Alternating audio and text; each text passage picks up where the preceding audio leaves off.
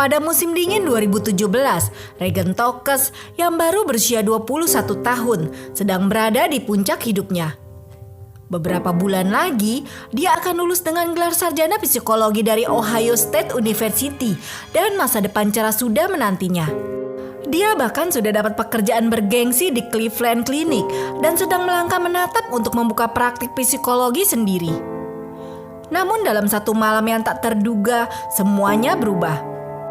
Tak ada yang bisa menyangka bahwa hidupnya akan terbalik begitu cepat, dan kejadian itu tak hanya mempengaruhi hidupnya, tapi juga orang-orang di sekitarnya.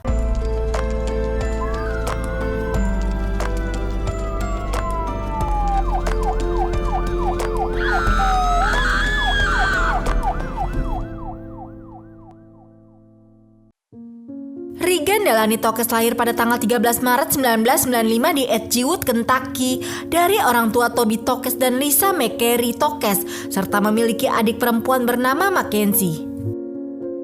Ketika kuliah, orang tua dan adiknya pindah ke Florida, sementara Regan tetap di Ohio untuk belajar di kampusnya. Di luar waktu kuliahnya, Regan juga bekerja di Bodega, sebuah restoran dan bar di Columbus. Pada suatu malam di bulan Februari 2017, setelah selesai bekerja di Bodega sekitar pukul 21.45, Regan biasanya dijemput oleh salah satu rekan kerjanya untuk diantar ke mobil. Namun malam itu, karena suasana yang sibuk, dia harus pulang sendirian. Sementara itu di tempat lain lebih dari 1.000 mil jauhnya, ayah Regan, Toby, sedang menunggu kabar dari putrinya. Sebelum Regan pulang kerja, mereka sempat berbicara singkat dan seperti biasa Toby berharap Regan akan menelpon begitu sampai di apartemen di luar kampus seperti yang selalu dia lakukan setiap malam. Namun menit demi menit berlalu tanpa kabar dan perlahan kekhawatiran orang tuanya semakin besar. Meski begitu, mereka masih berharap Regan hanya terlambat atau sibuk dan meninggalkan beberapa pesan di voicemail yang meminta agar dia segera menghubungi mereka. Tapi teleponnya mereka tunggu tak kunjung datang dan malam itu mereka terpaksa menunggu dengan cemas berharap mendengar suara putri mereka. Pada pagi harinya, saat orang tua Regan dan adik perempuannya Mackenzie membuka mata, mereka langsung memeriksa ponsel mereka. Hati mereka seketika hancur saat melihat tidak ada satupun pesan atau panggilan dari Regan sepanjang malam.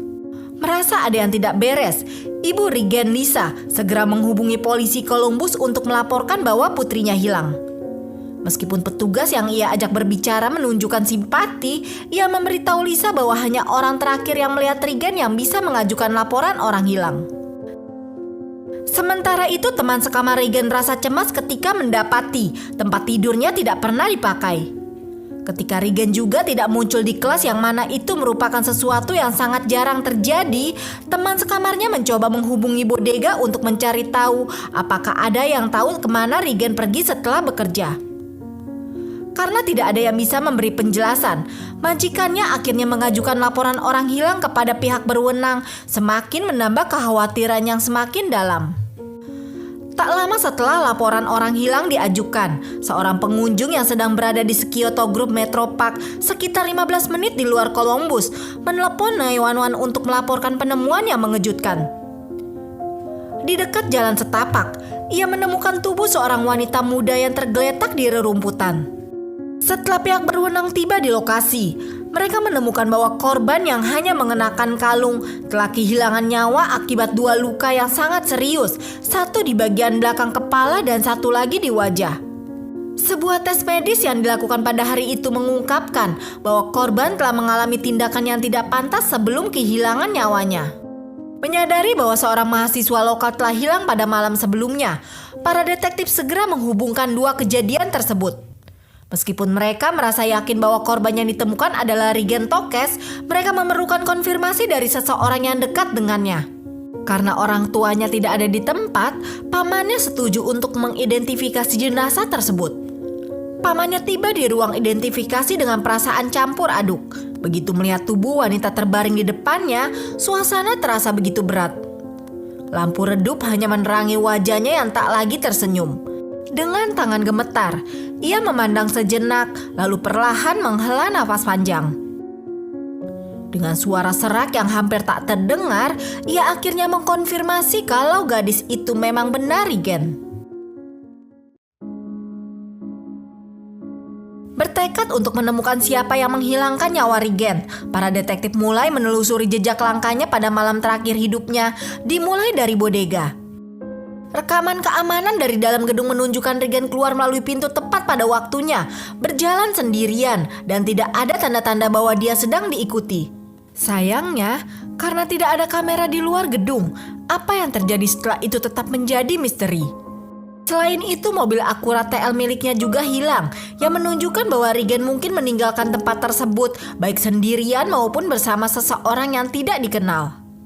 Dalam penyelidikan lebih lanjut, terungkap bahwa Regen baru saja putus dengan pacarnya Jack.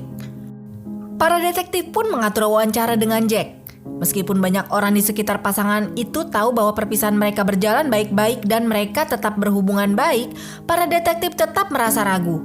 Meskipun Jack mungkin tidak bersalah, sebuah postingan yang dia unggah di media sosial setelah kehilangan nyawa Regen justru menimbulkan kecurigaan. Dalam pesan yang ditunjukkan kepada Regen, Jack menulis bahwa Regen berada di tempat yang lebih baik. Sebuah kalimat yang bagi para penyelidik terdengar sangat aneh, mengingat cara Regen meninggal yang begitu tragis dan brutal. Ketika Jack dihadapkan dengan komentarnya yang terdengar aneh tentang situasi tersebut, dia menjelaskan bahwa meskipun dia sangat terkejut dan terpukul oleh kepergian mendadak Regen, dia merasa nyaman dengan pikiran bahwa Regen tidak lagi merasakan rasa sakit atau ketakutan. Dia juga berharap teman-teman mereka bisa merasakan hal yang sama. Menurutnya, tidak ada maksud gelap atau aneh di balik kata-katanya. Dia hanya mencoba menemukan cara untuk merasa sedikit lebih baik setelah kehilangan besar ini. Meskipun detektif merasa ragu tentang Jack, mereka akhirnya mengesampingkan dia sebagai tersangka setelah alibinya terbukti. Pada akhirnya, Jack terlihat seperti yang dia klaim, seseorang yang sedang berjuang menghadapi kehilangan dengan cara yang terbaik menurutnya. Saat penyelidikan hampir menemui jalan buntu, keberuntungan tiba-tiba berpihak. Sebuah sensor plat nomor yang terpasang pada truk sampah pribadi berhasil mendeteksi mobil Regen yang diparkir di jalan perumahan sepanjang rute mereka. Ketika para penyelidik sampai di lokasi, mereka menemukan mobil Acura tersebut dengan aroma bau bensin yang menyengat. Di jok mobil, ada bekas luka bakar yang menunjukkan bahwa seseorang telah mencoba membakar mobil itu, tapi gagal. Di sekitar mobil ditemukan kaleng bensin dan beberapa struk ATM yang semuanya bertanggal pada malam penghilangan nyawa.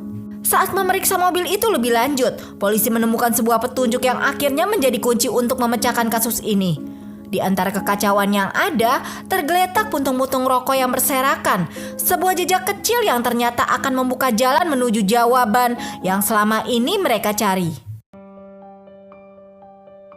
Setelah mengkonfirmasi dengan keluarga Regen bahwa dia tidak merokok, polisi langsung mengirimkan puntung rokok yang ditemukan di dalam mobil untuk dilakukan tes DNA.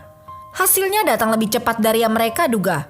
Ketika nama yang muncul di laporan tes DNA itu diketahui, para detektif langsung terkejut. Ternyata bahan biologis di puntung rokok itu milik Brian Glosby, seorang penjahat karir yang sudah lama dikenal karena sejarah tindakan tidak pantasnya terhadap wanita. Mereka tahu betul siapa Glosby dan apa yang dia lakukan. Bukan hanya seorang penjahat biasa, dia adalah seorang predator yang sudah punya pola mencari korban yang rentan dan tak berdaya. Dengan bukti DNA yang menghubungkannya langsung dengan tempat kejadian, Glosby tidak bisa lagi menghindar. Dia kini menjadi tersangka utama dalam kasus ini. Pada tanggal 11 Februari, 2 hari setelah tubuh Regen ditemukan, Brian Glosby yang berusia 29 tahun akhirnya ditangkap dan dibawa untuk diinterogasi.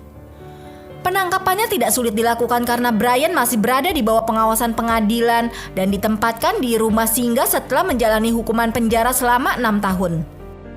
Brian sebelumnya dipenjara atas kasus serangan yang ia lakukan pada bulan November 2010. Pada saat itu, ia mendekati seorang wanita hamil yang sedang bersama putranya di tempat parkir sebuah toko. Brian memaksa korban untuk mengikuti perintahnya sambil mengancam akan membahayakan korban dan anaknya jika ia tidak menurut.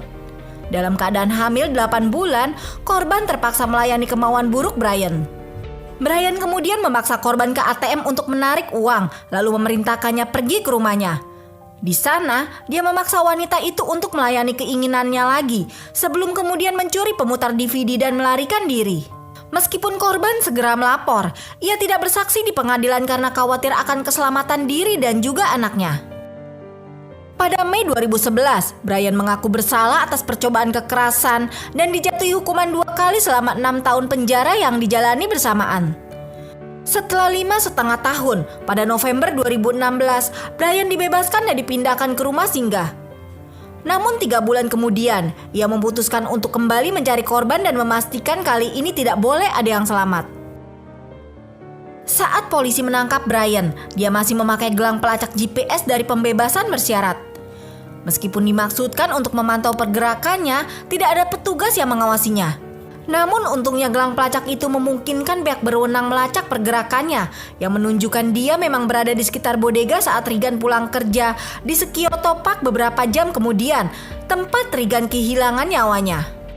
Saat diinterogasi, Brian awalnya menyangkal, tetapi setelah diberitahu tentang bukti DNA yang menghubungkannya dengan korban, dia mengaku menculik dan melakukan kekerasan seksual namun mengklaim telah menurunkan Regan di taman dalam keadaan terguncang tapi masih hidup. Merasa semakin dekat dengan kebenaran, para penyelidik terus mendesak Brian untuk mengaku sebelum kesempatan itu hilang. Dengan bukti DNA dan data GPS yang hampir pasti mengarah padanya, jelas bahwa Brian tidak bisa lagi mengelak. Menyadari bahwa dia sudah terpojok, Brian akhirnya mengalah dan berkata bahwa dia akan memberi mereka apa yang mereka inginkan, tapi dengan syarat, sebuah syarat yang membuat semua penyelidik heran sekaligus kesal. Brian mengatakan ingin 2 hamburger terlebih dahulu sebelum memberikan pengakuan. Setelah nafsu makannya terpuaskan, dengan entengnya Brian mengaku telah melakukan tindakan tidak pantas dan penghilangan nyawa terhadap Regan Tokes. Dan berdasarkan pengakuannya inilah yang sebenarnya terjadi di malam tersebut.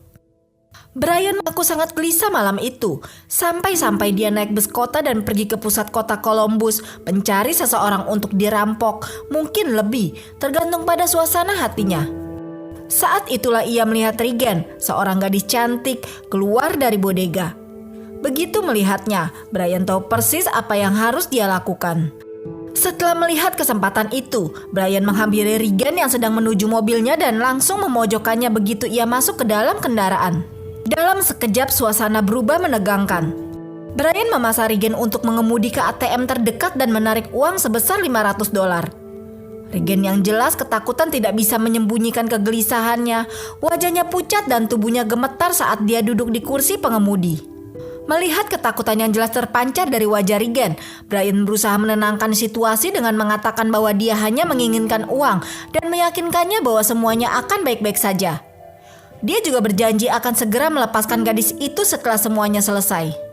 Mengetahui bahwa melawan hanya akan sia-sia, Regan menurut apa perintah Brian sambil berharap semua ini segera berakhir.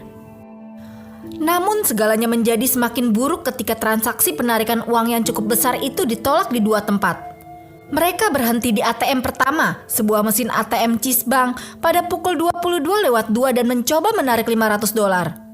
12 menit kemudian, pada pukul 22:14, mereka berhenti di ATM kedua, sebuah mesin ATM Huntington Bank. Kesal karena tidak mendapatkan yang diinginkannya, pada pukul 22:18 Brian memerintahkan Regan untuk parkir di sebuah gang dan berhenti di sana selama 12 menit. Disinilah Brian diyakini telah melakukan tindakan tidak pantas kepada Regan. Walau Brian mengatakan hanya meminta Regan melakukan sesuatu dengan mulutnya, sebuah alat pemeriksaan menunjukkan bahwa Brian telah melakukan tindakan tidak pantas lebih dari itu. Setelah selesai, Brian menyuruh Regan kembali ke ATM pertama dan memaksanya untuk menarik uang sebesar $60. Setelah berhasil menarik uang tersebut dan menyerahkannya kepada penculiknya, ia berharap Brian akan menepati janji dan melepaskannya. Namun sayangnya hal itu tidak pernah terjadi karena Brian memutuskan tidak boleh ada saksi mata yang selamat. Pada pukul 11:41, rekaman CCTV diambil di sebuah pom bensin menunjukkan bahwa Regan berhenti di dekat pom bensin. Diperkirakan pemberhentian berikutnya adalah Taman Grove Metro, lokasi kejadian. Setibanya di taman yang sepi, suasana malam sudah mulai terasa mencekam. Brian berhenti dan menoleh ke arah Regan dengan tatapan dingin, seolah sudah menunggu saat ini sejak lama. Dengan nada datar, Brian memerintahkan Regan untuk mulai melepas pakaian satu persatu, termasuk sepatunya. Regan menunduk, menahan perasaan takut mulai menguasai dirinya. Perlahan dia melepas jaketnya, lalu bajunya, sampai akhirnya dia berdiri tanpa sehelai pun pakaian yang masih menempel di tubuhnya. Brian kemudian menyuruh Regan melangkah ke arah semak-semak. Meskipun dia sudah tahu apa yang akan terjadi, rasa takut tetap menghantui.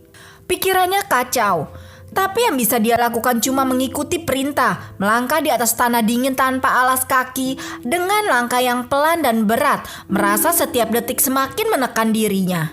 Saat sampai di ujung taman, suara Regan terdengar pelan. "Saya hanya ingin hidup," katanya, hampir tak terdengar. Beberapa saat kemudian, suara keras pun terdengar 2 kali, mengakhiri perjuangan gadis malang itu. Dan inilah yang terjadi selanjutnya pada proses peradilan. Brian didakwa melakukan penghilangan nyawa berencana, penculikan, tindakan tidak pantas kepada wanita, perusakan barang bukti, dan kepemilikan benda mematikan. Persidangan dimulai pada tanggal 5 Maret 2018. Mantan pacarnya yang menghabiskan waktu bersamanya pada malam kejadian itu bersaksi memberatkannya. Seorang wanita lain yang merupakan ibu dari anaknya juga bersaksi dan mengatakan bahwa dia telah menceritakan rincian kejadian itu kepadanya sebelum Brian akhirnya ditangkap. Selama persidangan, bukti DNA yang diambil dari mobil, hasil alat tes tubuh Regan dan puntung rokok yang semuanya milik Brian ditunjukkan kepada juri, begitu juga dengan pengakuannya. Pada tanggal 13 Maret, yang merupakan hari ulang tahun Regan yang ke-23, juri memutuskan bahwa Brian Glosby bersalah atas semua tuduhan. Seminggu kemudian, atas rekomendasi mereka, dia dijatuhi hukuman penjara seumur hidup. Meskipun hukuman terberat telah menjadi pilihan, 4 dari 12 juri memilih untuk menentang tindakan tersebut. Tampaknya taktik pembela untuk menggambarkan Brian sebagai korban dengan sendirinya berhasil. Saat ini, Brian ditempatkan di Lembaga Pemasyarakatan Negara bagian Ohio, sebuah fasilitas dengan keamanan maksimum. Dalam langkah yang mengejutkan, setelah vonis dijatuhkan, jaksa penuntut mengajukan banding silang untuk mengubah hukuman Brian menjadi hukuman terberat. Namun upaya mereka pada akhirnya gagal. Meskipun demikian, dedikasi mereka untuk memastikan bahwa penghilangan nyawa Regan yang tidak pernah menunjukkan sedikit pun penyesalan atas tindakannya, membayar harga tertinggi atas perbuatannya, patut dihargai.